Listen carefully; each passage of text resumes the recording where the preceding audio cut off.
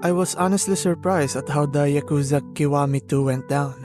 The game is action-packed and amazing, complete with wacky moments and random interactions. But beyond its amazing gameplay and story, there's one thing that completely caught me off guard, that being the character of Kaoru Sayama. She is by far one of the most unique characters I've ever encountered in any sort of media, whether it be games or movies. The way her beliefs and determination gets destroyed and rebuilt is honestly new for me, and by the end of it all, she chose to be forgiving instead of vindictive. She's one of the most strongest characters to have ever graced my screen. Anyways, welcome to Nonsense, where we talk about random topics and random genres, and as always, we are entering spoiler territory. You have been warned. Chapter 10, Survivors, is probably one of my favorite chapters in any of the Yakuza games I've played. The chapter not only contains a lot of secrets of the past, but it also contains the current beliefs and morals of Sayama as an officer of the law. Not only that, this chapter also emphasized on how that morals got shattered. This is your last spoiler warning. If you haven't played the chapter yet, give it a go, it's honestly one of the best.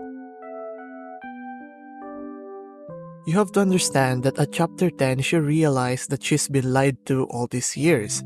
That one person that she admired and trusted was actually lying to her to some extent. And sure, we understand that Besha did it for her safety. But it doesn't change the fact that he lied to her even in his motives. While having the higher moral ground can be both an easy escape card and a reason not to say anything, that doesn't make it right that the role model of the police and as a mentor, he outright did not say anything to her, even though he knows that she has some sort of hate for the Yakuza. That night also changed her perspective on the Yakuza because all of her life she just wanted to hunt them all down, to hopefully get the vindictive justice for her family. In her eyes, catching the Yakuza and whatever they are doing is what's right. For the most of us, the civilians outside of the Yakuza's grasp, the Yakuza are anything but good. They bully small and big businesses for protection money, or just outright milk them for cash.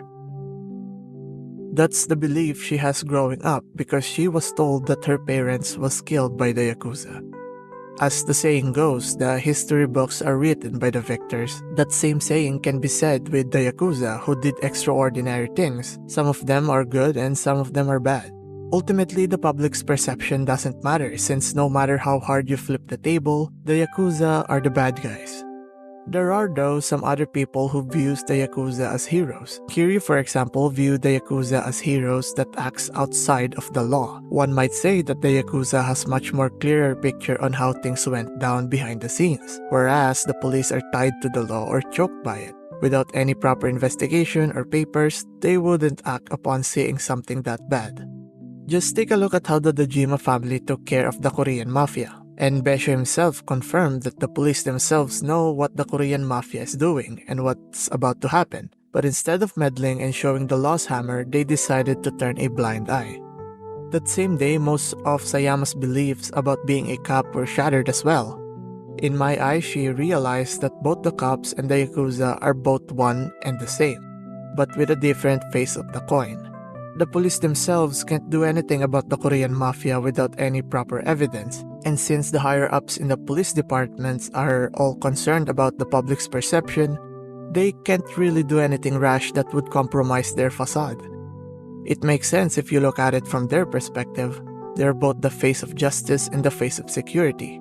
So it would make a lot of sense for them to be concerned about legal matters of the mafia extinction, even if that means making shady deals with bad people or completely turning a blind eye.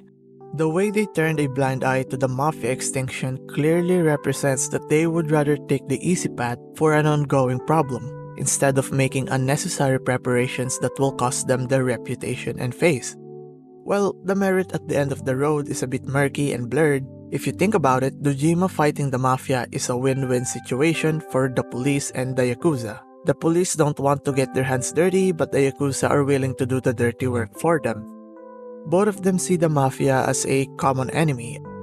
I mean, who could blame them for taking the easy route? We're talking about human lives after all. There is a scene in The Mandalorian about upholding beliefs and truths, but the gist of it is that all people have certain bridge they are willing to cross if stuff hits the fan. I think the same thing can be said with Besho. While his intentions are all good, he doesn't really have that much of a decision or say on what's about to happen. Yakuzas can sometimes do good, and some other people like Kiryu genuinely cared about Sayama. He himself doesn't want to kill people, he just wants to tell them a lesson.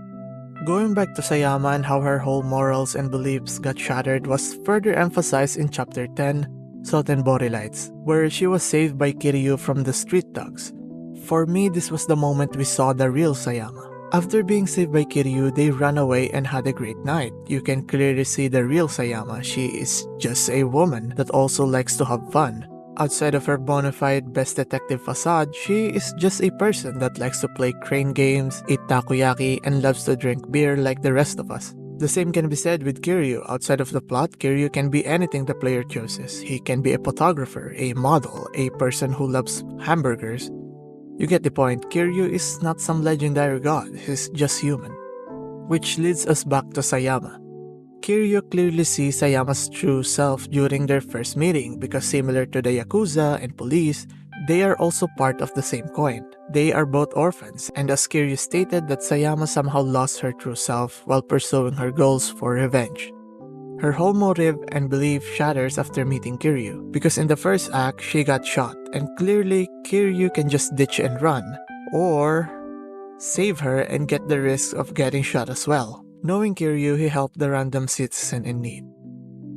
On that first act alone, I'm sure that her views on the Yakuza were changing, that maybe some of them are not at all bad, and after being saved from the street thugs, she clearly realized that the stereotypes and the outside facade is not the whole story. She has an acquired trust with Kiryu now. You can clearly see this because both of her tone of voice and body language is completely new and different. Look at her tone here,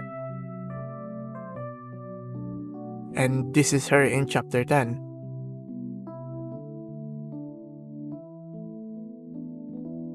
Notice how she is always composed and reserved, similar to how a role model cop would act. Also notice her body language. She is as stiff as a board on the first few chapters. She has confidence, sure, but that's all under the name of being a police officer on duty. And now look at her here from Chapter 10.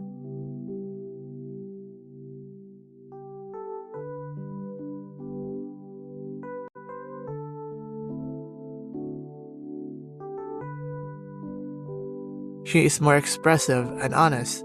She's even shy to show her face in the ending. I'm sure we are all aware by now that she doesn't show this side of herself to anyone. She showed this side of herself to Kiryu because she trusts him. I love how they managed to pull this one off. I never really expected to get something like this while playing the game, to be perfectly honest with you. Because I myself viewed her as that kind of a person. I always viewed her for a cop that will do anything to get things straight. So her changing her buttons from 0 to 1 completely caught me off guard. You will have to understand that this is the same person that pointed a gun at Kiryu. Well done to whoever wrote her character, an unexpected change but a welcome one. Another thing to point out is that she is being saved more times that she saves people, and when she does it, she gets slapped, which is supposed to be completely the opposite on the stereotypical basis, because she is sided with the law and the law is absolute. Even inside the law, she can't do anything. When Date was accused of murder, she has no say in it even though she has the right evidence. The higher-ups will just brush it off. If you put yourself into her shoes, then you might probably feel useless and feel little. Because even if you are a decorated cop, graduate with honors, best in class, the Yakuza just don't care. You are just a cop with nothing but the law at your side. But that's not at all a bad thing, no. I think it gave her the best perspective on how the Yakuza operates, and clearly by going through all of that ordeal, she gets to know Kiryu a little bit better, and knows that he is not a bad person.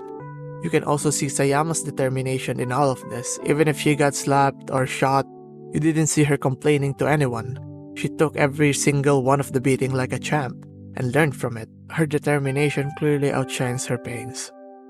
The same can be said with Kiryu, as stated by Haruka. Kiryu acts on his normal self whenever he's with Sayama, or at least acts the same way he does with Haruka. But just like in real life, no one is unbreakable. Everyone has a bridge that they are not willing to cross. And that bridge was that time Sayama was asked to decode the disc. She is still composed even though later on we got a glimpse on how she truly feels. She is scared to know more and to learn more.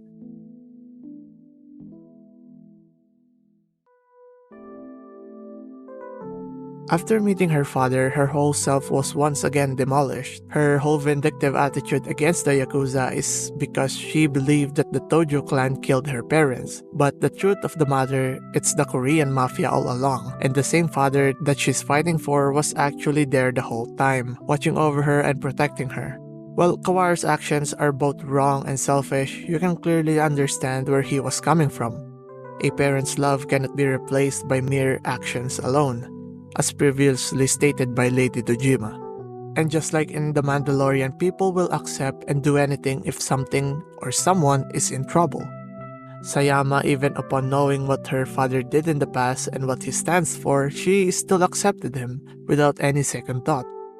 The same can be said with her brother. In the later parts of the game, she accepted him even though she is well informed of the deed he's done. But the deeds the people do in their past only come second to any reasoning. In my eyes, family comes first, similar to being a Yakuza.